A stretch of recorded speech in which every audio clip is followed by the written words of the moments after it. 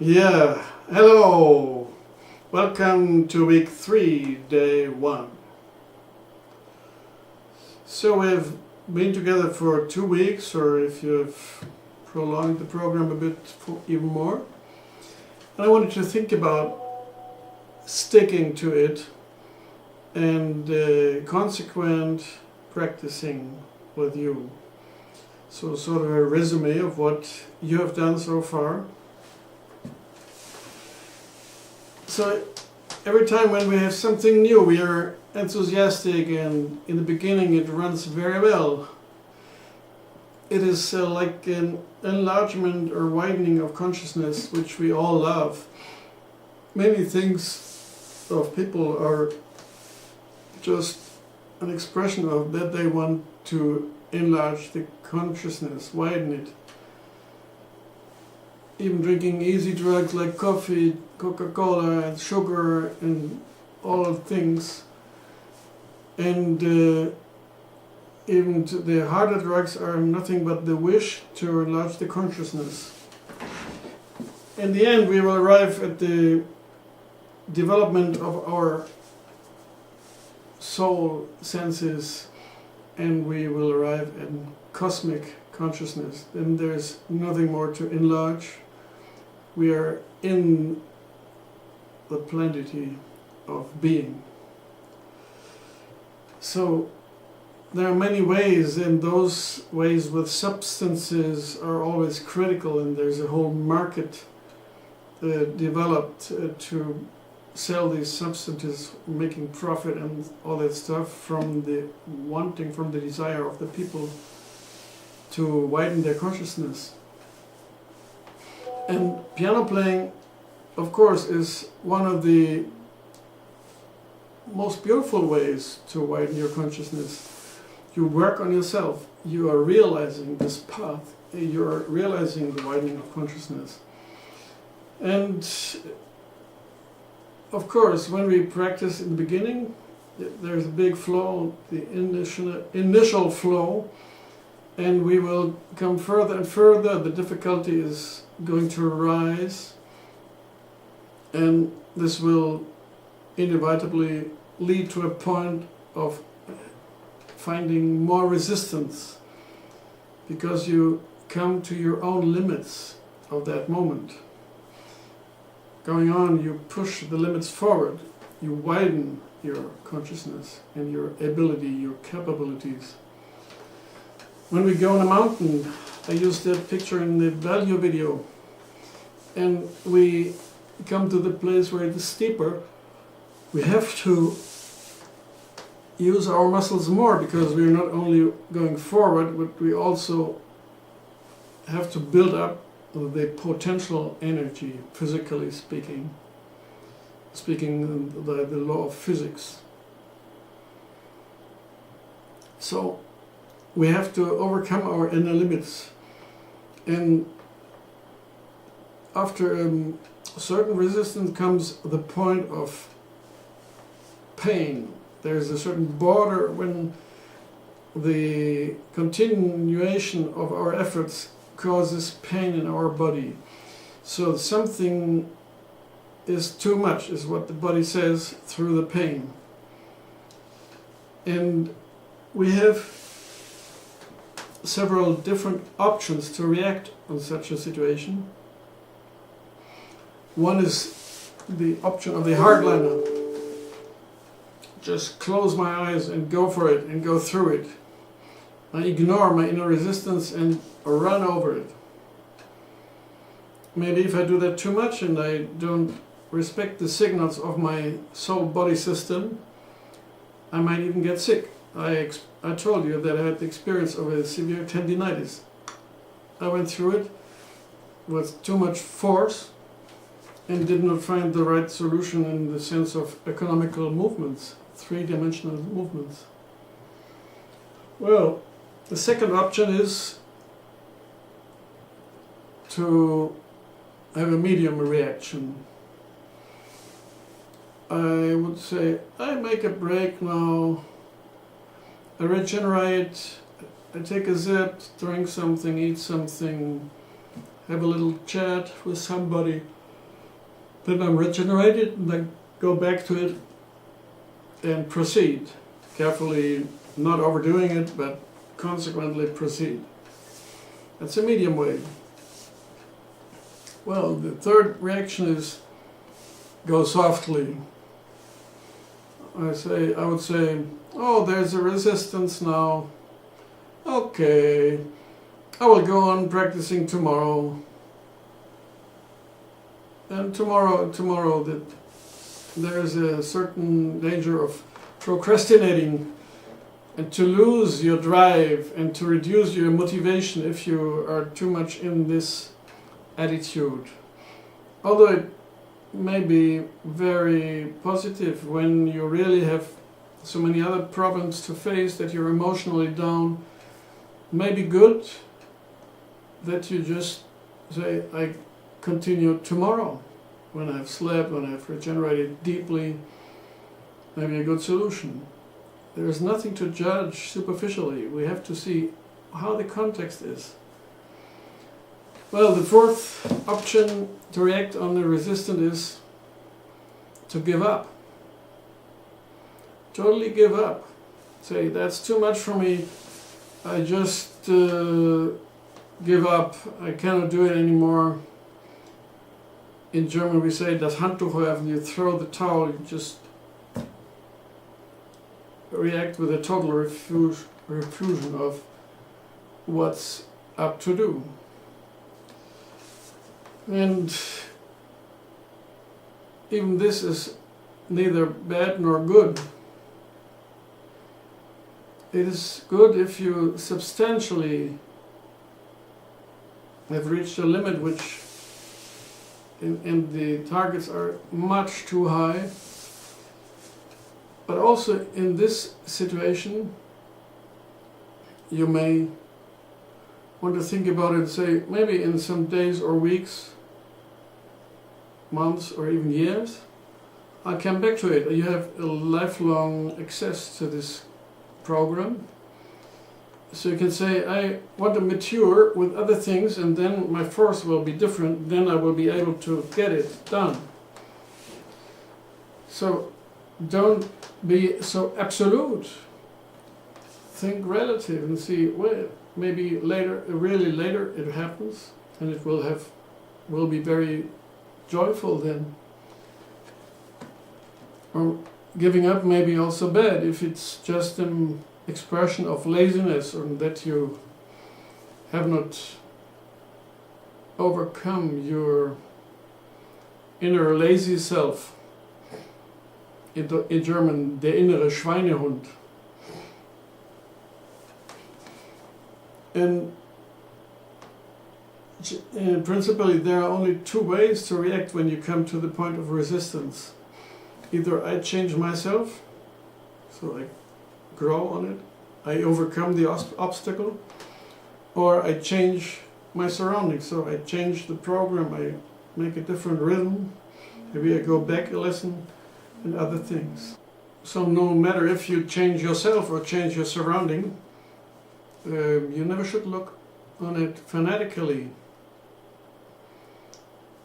Maybe in one situation it's good to do the one thing, and in another situation it is good to do the other thing.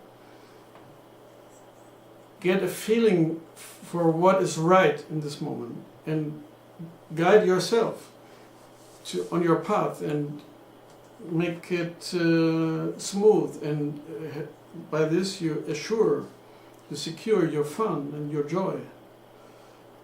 Be strict on one hand but kind-hearted on the other hand.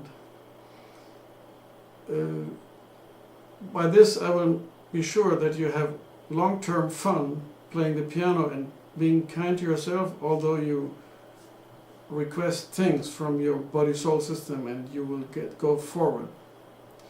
So that was about the quantity of practicing, and now we look a little bit at the quality of practicing.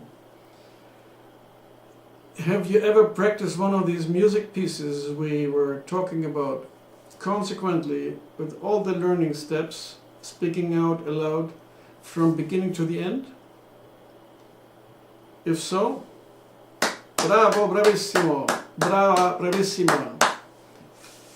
If not, just do it. Do the experiment and make the experience of going through a piece with all these systematical steps. And I did not talk a lot about the learning curve and how long the concentration is good. So if you have concentrated fully for 20 minutes, then make a break of 3 minutes or 5 minutes. Then go back practicing. Take a sip or eat something or make a little short chat with somebody. And also later in the course, maybe in the progress course, we will speak about how to build up our repertoire and keep it fresh all the time, have repetition rhythm, how we get our repertoire active so that it can be used like on the push of a button.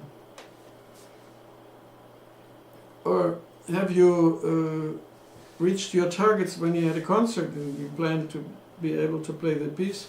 Did you practice everything, or did you skip practicing some steps, but you played as anyways, and you were insecure and had stage fright? So think about that strategically, how you will optimize again and again your output and your security.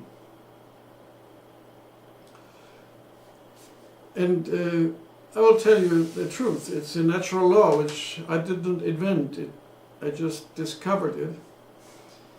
You can only get out of your system what you put in your system before. So if you programmed all steps, then you will play all steps. If you skipped some steps, your system may want to compensate it, but this costs extra energy. And you will be insecure, you will have gaps and will break in and so on. That is how it is. Only what you have programmed in your brain will be able to come out of it. And my students were very often surprised that I told them exactly, when they played to me, which learning step they had done and how often about, and which not. And they feel like X-rayed. Yeah, it's like that. If you have this quality of listening, understand what a pianist has studied and what not, you will look deeply into the brain of the person who plays. So, respect this natural law and transform this respect into activity. Do the learning steps which you want to be able to perform, and then they will just flow out of you, and it will be very easy. Yeah. Another point in week 1, day 3, I think, I gave you the idea to write down your personal manifest. What is your vision in playing the piano? Or even in other areas of life? Write it down, then record it, read it to yourself with your own voice and record it, and then ideally put it on your cell phone and listen to it every morning right after waking up and every evening right before falling asleep. This is sort of a mantra functionality or brainwash, as you like, by repetition and sticking to this repetition every day. You manifest it. And the more powerful your vision is, the more motivation, the more power you will have to overcome obstacles. If you listen to it daily, it will accompany you. It will be part of you. You will sort of digest it in your mind. Your whole personality will be transformed by your vision.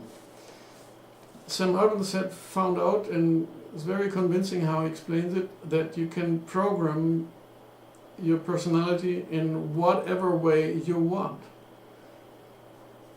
But you must do it. So just do it, listen to this manifest, and it's a natural law that the more energy and feelings you put in it, the faster and earlier and better it will manifest.